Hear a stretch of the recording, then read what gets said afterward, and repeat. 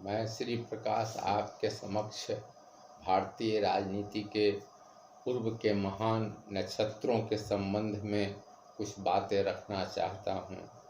भारतीय राजनीति की मुख्य रूप से शुरुआत प्रथम स्वतंत्रता आंदोलन से हुई और उसके बाद जब देश 15 अगस्त 1947 को आज़ाद हुआ तो भारत में एक पर एक मूर्धन्य राजनीतिज्ञ थे जिन्होंने देश को दिशा प्रदान करने के लिए अपनी बुद्धि का उपयोग किया। भारतीय संविधान सभा का निर्माण किया गया, जिस संविधान सभा ने 2 वर्ष 11 महीने 18 दिनों में संविधान का निर्माण किया। इस संविधान सभा के प्रारूप समिति के अध्यक्ष डॉक्टर भीमराव अंबेडकर थे, जिन्होंने बड़ी कुशलता पूर्वक एक लोकतांत्रिक एवं धर्मनिरपेक्ष संविधान का निर्माण किया। उस संविधान सभा में उस वक्त के एक पर एक प्रमुख राजनीतिज्ञ और समाज सेवी थे और जिन्होंने संविधान को नई दिशा प्रदान करने के लिए और जनता के हित में बनाने के लिए अथक प्रयास किया। संविधान बनने के बाद 26 जनवरी 1950 को इसको लागू किया गया। देश के प्रथम आम चुनाव 1952 ईस्वी में लड़ा गया, जिस चुनाव के परिणाम स्वरूप पंडित जवाहरलाल नेहरू भारत के प्रथम प्रधानमंत्री निर्वाचित हुए। जिस समय पंडित नेहरू भारत के प्रधानमंत्री निर्वाचित हुए, उस समय देश में एक से एक राजनीतिज्ञ थे जिन्होंने देश को नई दिशा एवं प्रगति के लिए अथक प्रयास किया। दुर्भाग्यवश वर्तमान पीढ़ी आज उन राजनीतिज्ञों को भुला बैठी है।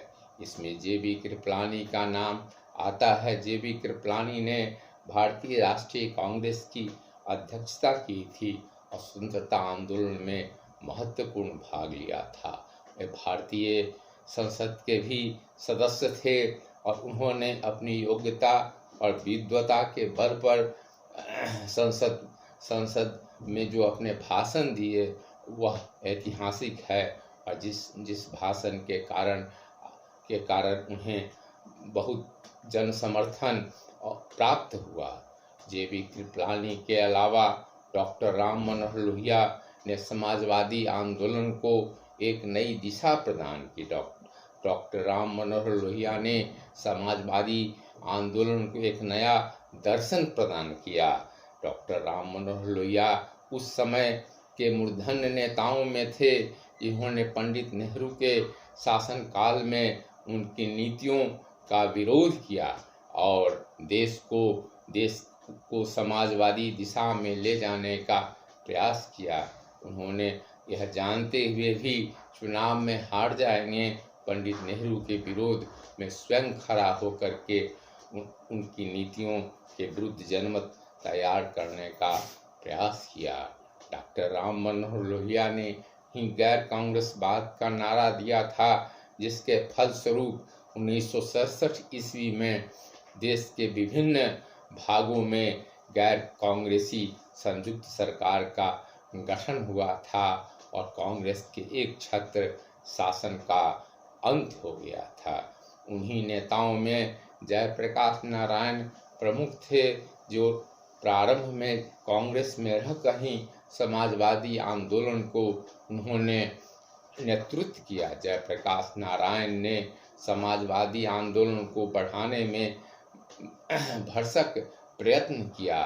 स्वतंत्रता के बाद समाजवादी पार्टी में के वे नेता थे, लेकिन बाद में उन्होंने समाजवादी पार्टी और राजनीति को छोड़ करके विनोबा भावे के साथ आ मिले और सर्वोदय आंदोलन को आगे बढ़ाया। सर्वोदय आंदोलन के माध्यम से जयप्रकाश नारायण ने देश में शांतिपूर्ण ढंग से भूमि के वितरण करने का प्रयास किया और विनोबा भावे के साथ मिलकर के भूमि दान आंदोलन, ग्राम दान आंदोलन इत्यादि की शुरुआत की।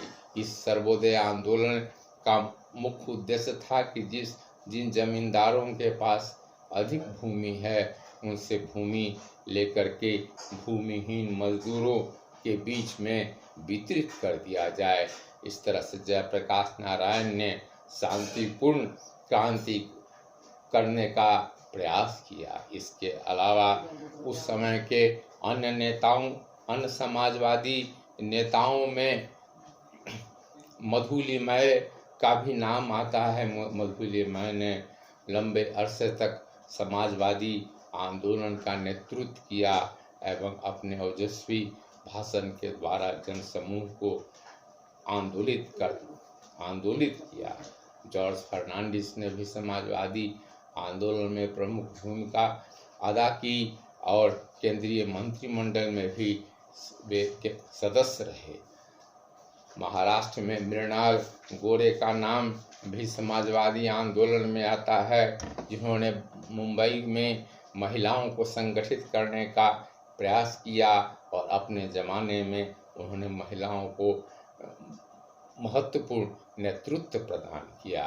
उसी प्रकार जब देश आज़ाद हुआ तो डॉक्टर श्यामा प्रसाद मुखर्जी, जो नेहरू मंत्रिमंडल के सदस्य थे, मंत्रिमंडल से त्याग पत्र दे करके उन्होंने भारतीय जनसंघ की स्थापना की और वे कलकत्ता से निर्वाचित हुए।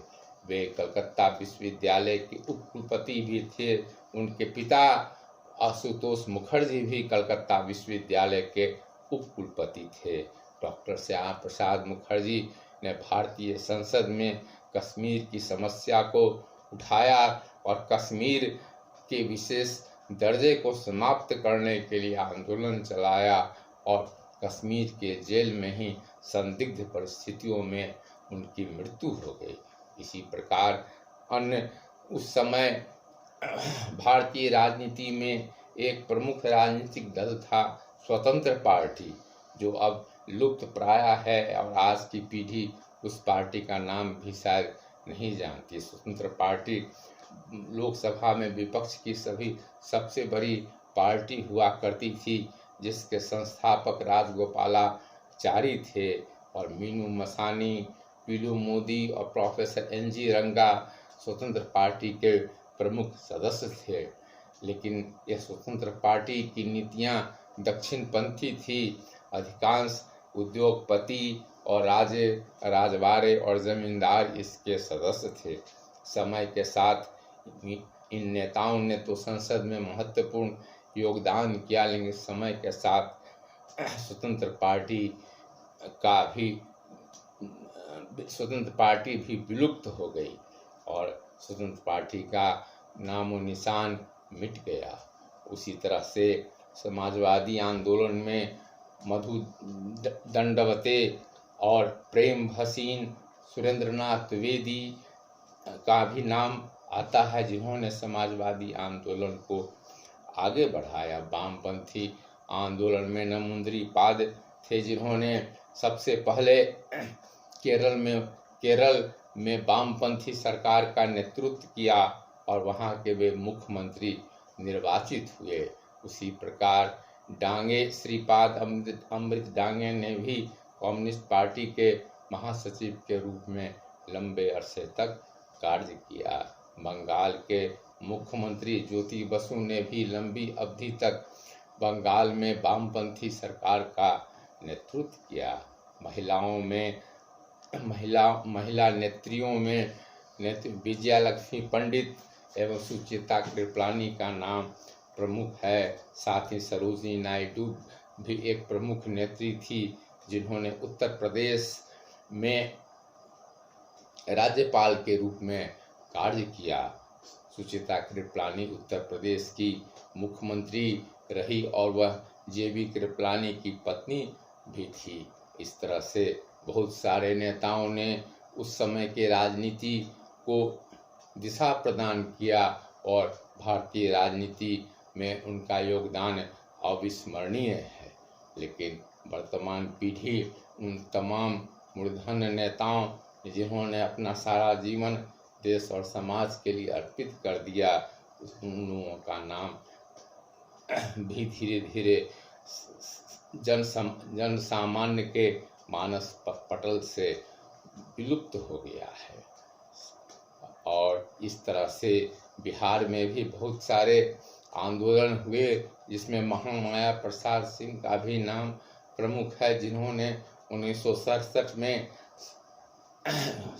में बिहार में संयुक्त मोर्चे के सरकार का नेतृत्व किया और बिहार के मुख्यमंत्री भी रहे। उन्होंने छात्रों को जगाने का भी नेतृत्व कार्य किया और कांग्रेस की सरकार को चुनाव में हरा दिया। इस तरह से कर्पूरी ठाकुर, रामानंद तिवारी इत्यादि नेताओं ने भी बिहार के समाजवादी आंदोलन को आगे बढ़ाया। इसमें बसावन सिंह का भी नाम आता है।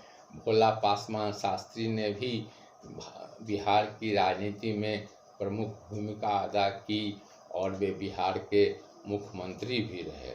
समय के साथ बहुत सारे लोग विलुप्त हो गए और उनके बारे में उनको जनसामान्य ने भुला दिया, लेकिन समाज को उन नेताओं के प्रति हमेशा श्रद्धांजलि अर्पित करना चाहिए और उन्हें याद करना चाहिए, जिन्होंने भारतीय स्वतंत्रता के बाद इस देश को दिशा प्रदान की।